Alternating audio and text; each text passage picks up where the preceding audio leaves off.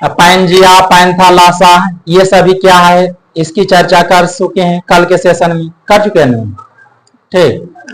और भारत को भूगर्भित संरचना के आधार पर कितने भागों में बांटा गया है? 3 भागों। कितने भागों में? 3 भागों में। वे कौन कौन से भाग है? दक्षिण भारत का प्रायद्वीपीय पठार, उत्तर भारत का विशाल पर्वतमाला, और तीसरा क्या है? ठीक। और कल के सेशन में इसके बारे में पढ़ चुके हैं कि दक्षिण भारत का प्रायद्वीपीय पठार के बारे में, इसके बारे में पढ़ चुके हैं। आज हम लोग देखेंगे कि उत्तर भारत का विशाल पर्वतमाला, उत्तर भारत का क्या? विशाल पर्वतमाला। ठीक। तो उत्तर भारत का विशाल पर्वतमाला के अंतर्गत हम लोग हिमालय पर्वत के बारे में पढ़ेंगे। क्या पढ़ेंगे? हिमालय पर्वत के बारे में पढ़ेंगे। किस पर्वत के बारे में? हिमालय पर्वत। और ये सभी जितने बात लिखा हुआ है इसके तीसरे चैप्टर में भी हम लोग विशेष पढ़ेंगे आगे चल करके, समझ रहे हो। तो यहाँ पर दूसरे चैप्टर में कुछ बातें इसके बारे में भी जान लेते हैं। ठीक। तो उत्तर भारत का विशाल पर्वतमाला जो है, इसके अंतर्गत क्या देखना रहेगा हमें? हिमालय पर्वत। ठीक। तो हिमालय पर्वत के बारे में, हिमालय पर्वत की उत्पत्ति कैसे हुआ है इसके बारे में जानेंगे हम लोग। ठीक। हिमालय पर्वत का निर्माण की, हिमालय पर्वत के निर्माण को लेकर के, हिमालय पर्वत को निर्माण लेकर के उन्होंने कई वैज्ञानिकों ने कई सिद्धांत दिए, और जो सबसे, सुनिएगा, सबसे अधिक सर्वमान्य सिद्धांत थे, तो वे कौन सिद्धांत थे? प्लेट विवर्तनी का सिद्धांत, प्लेट विवर्तनिकी सिद्धांत। ठीक। और इस सिद्धांतों को किसने दिया है? मॉर्गन एवं आइजक ने, मॉर्गन एवं आइजक ने। तो प्लेट विवर्तनिक सिद्धांत ने बताया हम कि हिमालय का निर्माण किस प्रकार से हुआ। ठीक। तो और इस सिद्धांत को किसने दिया? मॉर्गन एवं आइजक ने, मॉर्गन एवं आइजक ने। ठीक। मॉर्गन एवं आइजक ने कल के सेशन में पढ़ाए थे 33 सागर। ठीक। 33 सागर जहां है वहां अभी क्या है? हिमालय पर्वत है। क्या हिमालय पर्वत है। ठीक। 33 सागर जहां है वहां क्या है? हिमालय पर्वत। अब 33 सागर किसे अलग करता है? अंगारा लैंड और गोंडवाना लैंड को। अंगारा लैंड, गोंडवाना लैंड को कौन से सागर अलग करता है? 33 सागर। ये सभी कल के सेशन में हम लोग पढ़ चुके हैं। ठीक। तो ये जो उन्होंने दिया गया है प्लेट विवर्तनिकी सिद्धांत, प्लेट विवर्तनिकी सिद्धांत जो दिया है किसने दिया है? मॉर्गन एवं आइजक ने, मॉर्गन एवं आइजक ने। और इस सिद्धांत के तहत कहा गया कि जब भारतीय प्लेट यूरेशियन प्लेट से टकराया, जब भारतीय प्लेट और यूरेशियन प्लेट आपस में टकराया, ठीक, तो 33 सागर में वलय हुआ। 33 सागर में क्या हुआ? वलय हुआ। और जिससे क्या हुआ? हिमालय पर्वत के निर्माण की शुरुआत हुआ। ठीक। जब यूरेशियन प्लेट, क्या, जब यूरेशियन प्लेट और भारतीय प्लेट आपस में टकराया तो 33 सागर में क्या हुआ? वलय हुआ। वलय मतलब होता है यह समझें 33 सागर मुड़ा। 33 सागर क्या हुआ? मुड़ा। या ये दोनों प्लेट टकराया, प्लेट को टकराने से ऊपर उठा, मतलब प्लेट दोनों क्या हुआ? मुड़ा। अब मुड़ने के कारण क्या हुआ? हिमालय पर्वत का निर्माण की शुरुआत हुआ। और हिमालय पर्वत का निर्माण का प्रोसेस एकाएक नहीं हो गया। हिमालय पर्वत एकाएक नहीं हुआ। हिमालय पर्वत का निर्माण होने में करोड़ों वर्ष लगा है। कितने वर्ष लगा है? करोड़ों वर्ष लगा है। ठीक। तो इसे यहाँ ध्यान रखेंगे कि हिमालय पर्वत को निर्माण को लेकर के सबसे सर्वमान्य सिद्धांत कौन सा है? तो प्लेट विवर्तनिकी सिद्धांत। कौन है? प्लेट विवर्तनिकी सिद्धांत है, जिसे किसने दिया? मॉर्गन एवं आइजक ने, मॉर्गन एवं आइजक ने। पूछा जाता है कि हिमालय को निर्माण को लेकर के प्लेट विवर्तनिकी का सिद्धांत किसने दिया है? तो मॉर्गन एवं आइजक ने। और इस सिद्धांत के अंतर्गत क्या बताया है मॉर्गन एवं आइजक ने? कि जब भारतीय प्लेट यूरेशियन प्लेट से टकराया तो 33 सागर में वलय हुआ और फिर हिमालय पर्वत का निर्माण की शुरुआत हुआ। ये एकाएक नहीं हुआ। बात समझ रहे हो? अब आगे देखेंगे हिमालय का निर्माण जो हुआ, हिमालय को अगर जो देखा जाए, सुनिएगा ध्यान से, हिमालय पर्वत,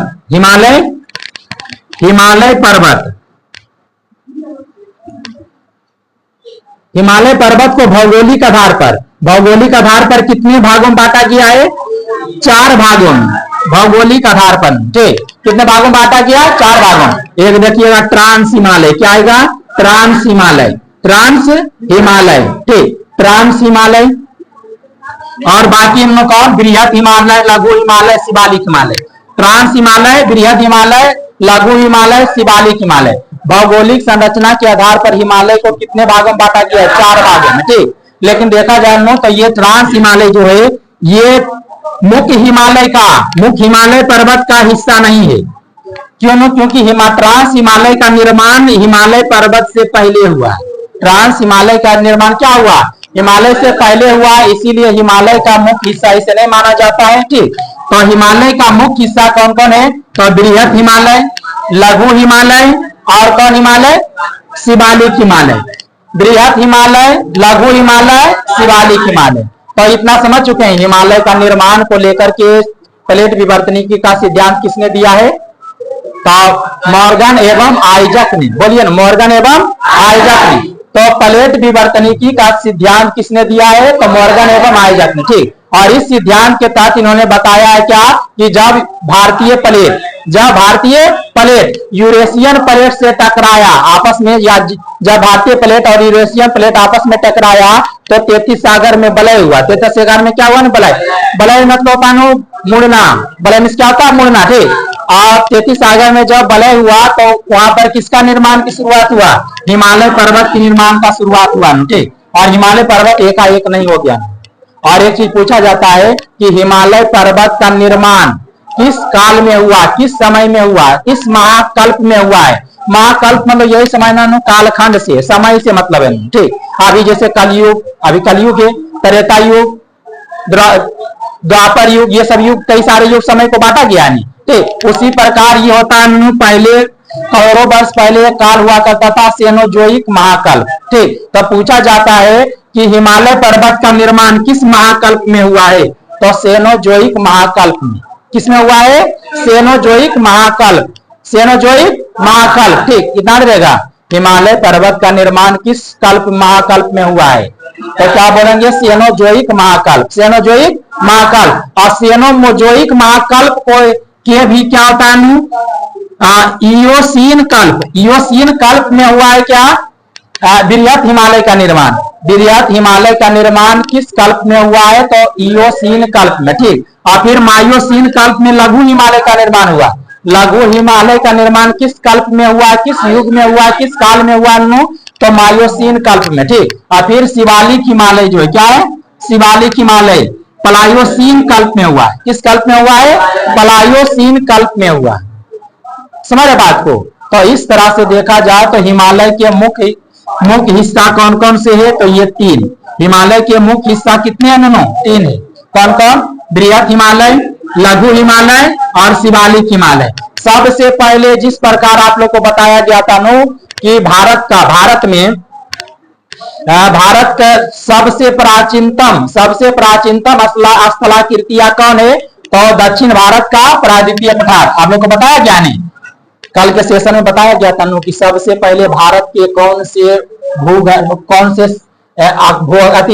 संरचना का निर्माण हुआ है, तो भौगोलिक संरचना 3 आधार पर कितने पार्ट में बांटा गया भारत को, 3 भागों में। 3 भागों में सबसे पहले किसका निर्माण हुआ, दक्षिण भारत का प्रायद्वीपीय पठार का। तो दक्षिण भारत का प्रायद्वीपीय पठार का जो निर्माण हुआ है सबसे पहला हुआ, ठीक, सबसे पहले हुआ। तो इसीलिए इसे क्या कहा जाता है, भारत की सबसे प्राचीनतम आकृति कौन है, स्थलाकृति कौन है, तो दक्षिण भारत का प्रायद्वीपीय पठार। तो उसी प्रकार यहाँ पर हिमालय की सबसे प्राचीनतम हिमालय कौन है, तो बृहद हिमालय। सबसे प्राचीनतम हिमालय कौन है, तो बृहद हिमालय, क्योंकि सबसे पहले बृहद हिमालय का निर्माण हुआ है। किसका निर्माण हुआ है, बृहद हिमालय का निर्माण हुआ है। समझ रहे बात को।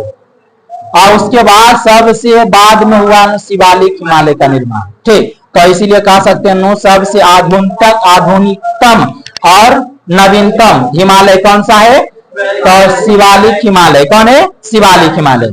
तो क्या इतना समझ चुके हैं, हिमालय का निर्माण कैसे हुआ, जब भारतीय प्लेट और यूरेशियन प्लेट आपस में टकराया तो 33 सागर में क्या हुआ, वलय हुआ। 33 सागर में क्या हुआ, वलय हुआ, जिससे क्या हुआ, हिमालय पर्वत का निर्माण की शुरुआत हुआ। और क्या यह हिमालय पर्वत का निर्माण एकाएक हो गया है, क्या एकाएक हो गया है, इसे निर्माण होने में करोड़ों वर्ष लगा है। कितने वर्ष लगा है। और हिमालय को अगर जो भौगोलिक संरचना के आधार पर देखा जाए तो 4 भागों में बांटा गया है। कितने भागों में बांटा गया है? 4 भागों में। ठीक, ट्रांस हिमालय, बृहत हिमालय, लघु हिमालय, शिवालिक हिमालय। ठीक, लेकिन ट्रांस हिमालय मुख्य हिमालय का हिस्सा नहीं है। ट्रांस हिमालय क्या है? मुख्य हिमालय का हिस्सा नहीं है। इसीलिए हिमालय के मुख्य कितने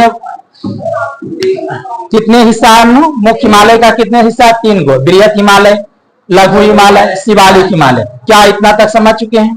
कोई दिक्कत नहीं है। ठीक, अब आज आगे पढ़ेंगे हम लोग। इसमें इतने देखना है कि पहला याद रखिएगा कि सबसे हिमालय निर्माण को लेकर के कई वैज्ञानिकों ने कई सिद्धांत दिए, लेकिन सबसे जो सर्वमान्य सिद्धांत है वे कौन सिद्धांत है? प्लेट विवर्तनिकी का सिद्धांत। और यह सिद्धांत किसने दिया? मॉर्गन एवं आइजक ने। और इस सिद्धांत के अंतर्गत क्या कहा गया है? बोलिए।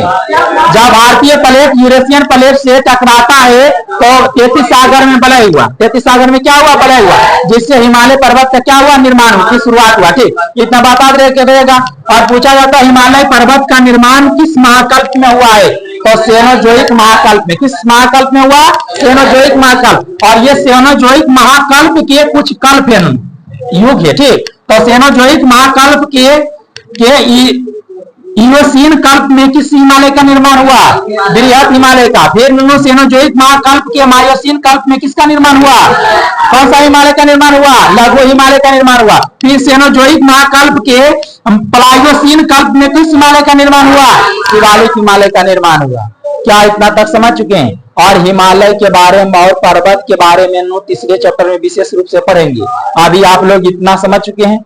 इतना नोट कीजिए। उसके बाद हम लोग देखते हैं हम लोग कौन सा उत्तर भारत का विशाल मैदान के बारे में पढ़ेंगे। पहले इतना आप लोग नोट कीजिए। क्या नोट हो गया? जल्दी नोट कीजिए। हिमालय क्या है समझ चुके हैं? हिमालय का निर्माण कब हुआ, कैसे हुआ जान चुके हैं।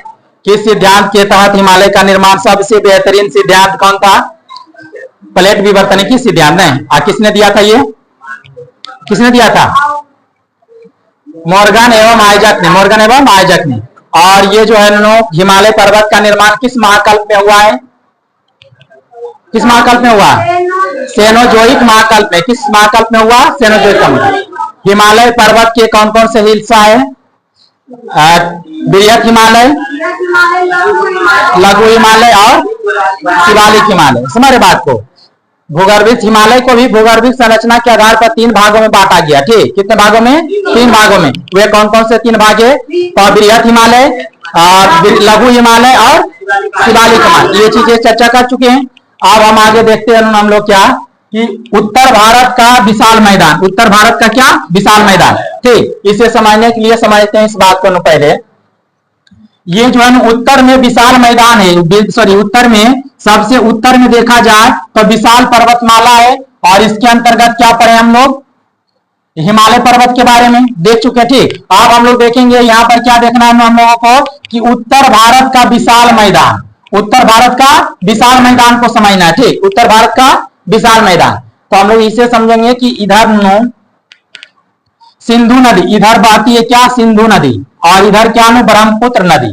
क्या इधर बहती है? ब्रह्मपुत्र नदी। और देखा जाए तो उत्तर भारत का विशाल मैदान का फैलाव जो है सिंधु नदी से लेकर के ब्रह्मपुत्र नदी के बीच में, सिंधु नदी के और ब्रह्मपुत्र नदी के बीच तक। ठीक, और इसमें क्या है कि नदियों के द्वारा इस मैदान का उत्तर भारत का जो विशाल मैदान का निर्माण हुआ है, कैसे हुआ है? तो नदियों के द्वारा बहाकर लाए गए अवसादों के द्वारा, नदियों के द्वारा बहाकर लाए गए अवसादों के द्वारा किसका निर्माण हुआ है? उत्तर भारत का मैदान। उत्तर भारत का विशाल मैदान का निर्माण कैसे हुआ? जो नदियों के द्वारा अवसाद लाया गया है। जैसे नदियों के द्वारा जो बहाती, सुनिए ध्यान से, नदी के द्वारा अवसाद समझते? अवसाद मतलब बालू, कंकड़, पत्थर, ये सभी को ला करके क्या किया? एक जगह जमा किया। समझ रहे हो? कहा जमा हुआ? तो उत्तर भारत में। क्या हुआ है? यहाँ पर। और यहीं पर क्या हुआ? विशाल मैदान का निर्माण हुआ है। ठीक, और यही क्या हुआ? कंकड़, पत्थर, बालू, फिर क्या हुआ ना, करोड़ों वर्षों के बाद ये मृदा में बटा, मृदा में परिवर्तित हुआ। तो मृदा का निर्माण कैसे हुआ? इसका प्रोसेस आगे पढ़ेंगे हम लोग। ठीक ना, कि मृदा का निर्माण चट्टानों के टूटने से, पत्थर कंकड़ों से ही हुआ है। ठीक, मिट्टी का निर्माण जो हुआ है।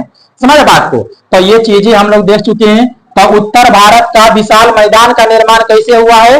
तो नदियों के द्वारा जो बहाकर लाए गए अवसादों के निक्षेपण से ही क्या हुआ है? उत्तर भारत का विशाल मैदान का निर्माण हुआ। तो ये कहां से कहां तक फैला हुआ है? इसे पूरब की ओर देखा जाए तो सिंधु नदी है, और इधर दक्षिण नदी पश्चिम की ओर देखा जाए तो ब्रह्मपुत्र नदी है। तो यह इसका फैलाव कहां से कहां तक है? सिंधु नदी से ब्रह्मपुत्र नदी तक, सिंधु नदी से ब्रह्मपुत्र नदी तक। तो ये चीजें समझ चुके हैं। अब आगे सुनिए नुनू। तो उत्तर भारत के विशाल मैदान के अंतर्गत दो मिट्टी को पढ़ते हैं। दो प्रकार के जलोढ़ मृदा के बारे में पढ़ते हैं। कितने प्रकार की जलोढ़ मृदा के बारे में पढ़ते हैं? दो प्रकार के जलोढ़ मृदा के बारे में पढ़ते हैं। पहला जलोढ़ मृदा क्या है? पुरानी एक जलोढ़ मृदा, जो पहले मृदा का निर्माण हुआ उसे पुरानी जलोढ़ मृदा कहते हैं। और उस जलोढ़ मृदा को, पुरानी जलोढ़ मृदा को कहते हैं बांगर। क्या कहते हैं? बांगर कहते हैं। और नई जलोढ़ मृदा को किस नाम से जाना जाता है? खागर के नाम से। ठीक, तो इतना समझ चुके हम लोग। ठीक, तो ये चीजें उत्तर भारत का आप लोग देखते हैं। हम लोग जो देखे हैं कि भारत को भौगोलिक संरचना के आधार पर कितने भागों में बांटा गया? इसे रखिए, पकड़िए तो 3 भागों में। दक्षिण भारत का प्रायद्वीपीय पठार, उत्तर भारत का विशाल पर्वतमाला, और तीसरा क्या? उत्तर भारत का विशाल मैदान। उत्तर भारत का विशाल मैदान। ये तीनों के बारे में बारी बारी से देख चुके हैं, शॉर्टकट में, समझ रहे हो नहीं? और इसके बारे में और विशेष रूप से हम तीसरे चैप्टर में पढ़ेंगे। किस चैप्टर में? तीसरे चैप्टर में। तो क्या इतना तक समझ चुके हैं? कुछ प्रश्न करते हैं? ठीक, कुछ प्रश्न पूछते हैं। तो आप शांति सुनिए। नोट, जितने भी महासागर है पहले क्या थे? एक दूसरे से जुड़ा हुआ था। एक दूसरे से क्या है? जुड़ा हुआ। इस पृथ्वी पर कितने महादेश है? आप लोग को बताया गया 7 महादेश। 7 महादेश एक दूसरे से क्या हुआ था? जुड़ा हुआ था। जब 7 महादेश एक दूसरे, सभी महादेश जितने भी हैं सभी एक दूसरे से जुड़ा हुआ था स्थल, तो उस समय उसको किस नाम से जाना जाता था? किस नाम से जाना जाता है? पैंजिया। और पैंजिया के चारों तरफ जो जल था, इस तरह से पैंजिया था नू, इस तरह से मानिए नहीं, इस तरह से था। और इसका नाम क्या दिया गया था? पैंजिया। पैंजिया। और इसका नामकरण किसने किया था? अरे इसका नाम बताकर नामकरण किसने कहा था? अल्फ्रेड वेगनर ने। किसने? अल्फ्रेड वेगनर ने। ठीक। और पैंजिया के चारों तरफ जो जलीय भाग जो था, जल था, उसे क्या कहा गया था? पैंथालासा। और पैंथालासा और पैंजिया का नामकरण करने वाले वैज्ञानिक का नाम क्या था?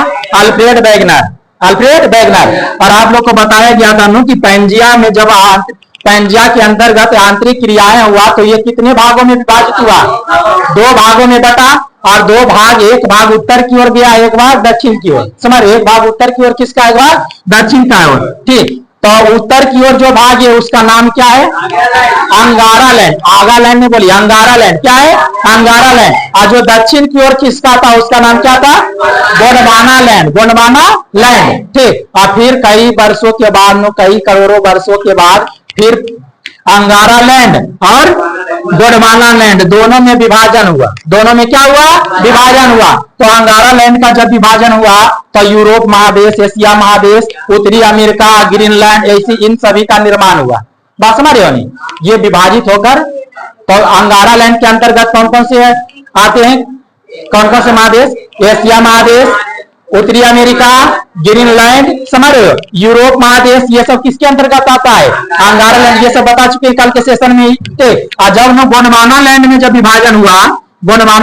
विभाजन हुआ, तो क्या किसका निर्माण हुआ? उत्तरी अमेरिका, अंटार्कटिका, ठीक, अंटार्कटिका, और फिर क्या? ऑस्ट्रेलिया, फिर अफ्रीका, इन सभी का निर्माण हुआ। और क्या? इंडिया जो है, इंडिया भारत एशिया महादेश में होते हुए भी किसका हिस्सा है? गोंडवाना लैंड का। इतना चीजें समझ चुके हैं। और एक बात बताए थे कि अंगारा लैंड और गोंडवाना लैंड को कौन सा सागर अलग करता है? 33 सागर। 33 सागर जहां था अभी वहां क्या है? हिमालय पर्वत है। जहां 33 सागर था अभी वहां क्या है? हिमालय पर्वत। क्या इतना समझ चुके हैं? ठीक है। और विशेष इसके बारे में पढ़ेंगे तीसरा चैप्टर में। समझ गए? तो आज इतना ही रखते हैं।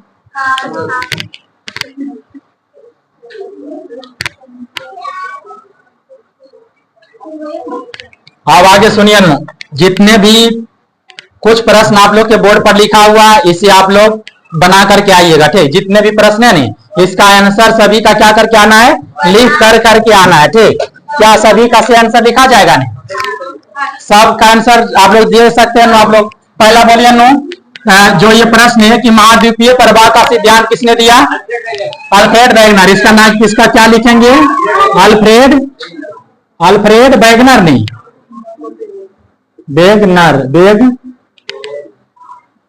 Alfred Wegener. अब पूछा जाए कौन सा सागर अंगारा लैंड और गोंडवाना लैंड को अलग करता है, तो बोलिए कौन सा वह सागर है?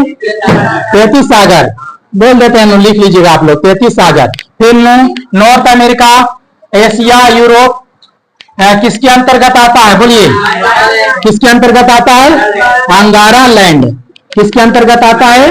अंगारा लैंड के अंतर्गत। साउथ अमेरिका, अफ्रीका, अंटार्कटिका एवं ऑस्ट्रेलिया किसके अंतर्गत आता है? किसके अंतर्गत? गोंडवाना लैंड, गोंडवाना लैंड के अंतर्गत आता है। इसका जवाब ये लिख सकते हैं। उसमें देखिए ना, कोयला के लिए कौन सा चट्टान प्रसिद्ध है? गोंडवाना कर्म का चट्टान। कौन सा? गोंडवाना कर्म का चट्टान। ये सब बता चुके हैं, गोंडवाना कर्म का चट्टान। अगला पैंजिया एवं पैंथालासा का नामकरण किसने किया? किसने किया? अल्फ्रेड वैगनर ने, अल्फ्रेड वैगनर। अब भारत का आधुनिकतम एवं नया चट्टान कौन है? गोंडवाना कर्म का चट्टान। गोंडवाना कर्म का, या ये सब आप लोग देखिए, आप लोग को याद है गोंडवाना कर्म का चट्टान। इस चीज के बारे में पढ़ा चुके हैं। जब दक्षिण भारत का प्रायद्वीपीय पठार में चट्टान के बारे में पढ़ा रहे थे तो उसमें ये सभी चीज है, ठीक। और पैंजिया के चारों ओर जो जल था, पैंजिया के जो चारों ओर जल था उसका नाम क्या दिया गया था? बोलिए क्या नाम दिया गया था? Panthalassa, Panthalassa. तो ये सब नामकरण किसने किया जान चुके हैं? Panthalassa, sorry Panthalassa. अब सही, ठीक है। तो इतना प्रश्न है, और इस चैप्टर में जितने भी प्रश्न आप लोग बुक में दे करके बनाइएगा, ठीक। और सभी बनेगा जितने भी बताए हैं।